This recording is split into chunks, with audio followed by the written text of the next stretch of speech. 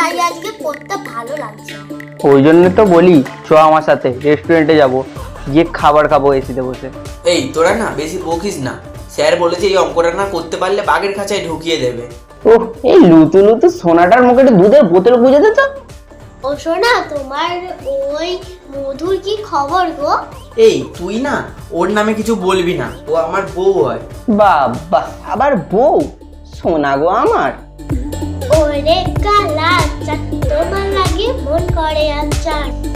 এই এবার তোরা বলে দেখা, স্যার এসেছে।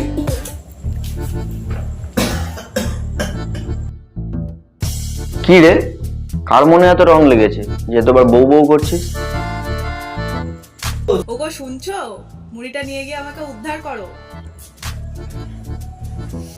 আর কত রাত একা থাকবো। আস্তে আস্তে স্যার আসছে।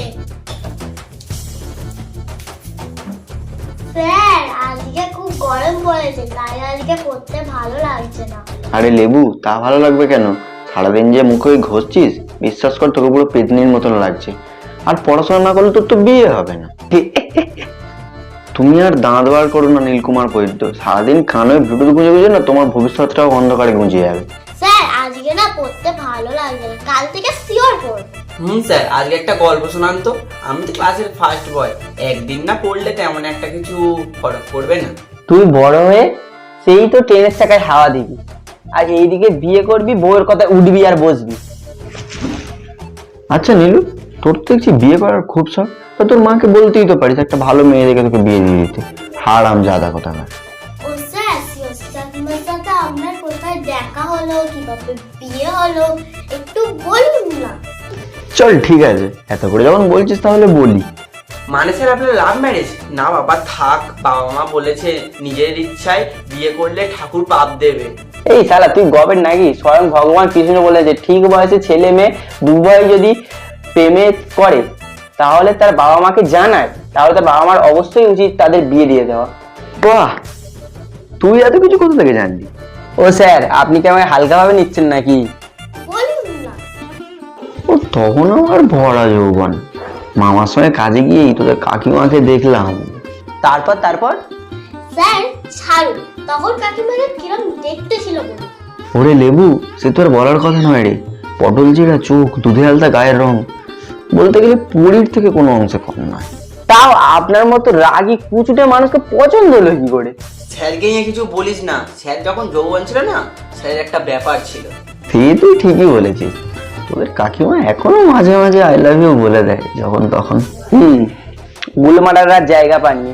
আমি রোজ সবার থেকে আগে পড়তে আসি, আজ অব্দি কোনোদিন দেখিনি যে আপনার সাথে একটু ভালো করে কথা বলেছে।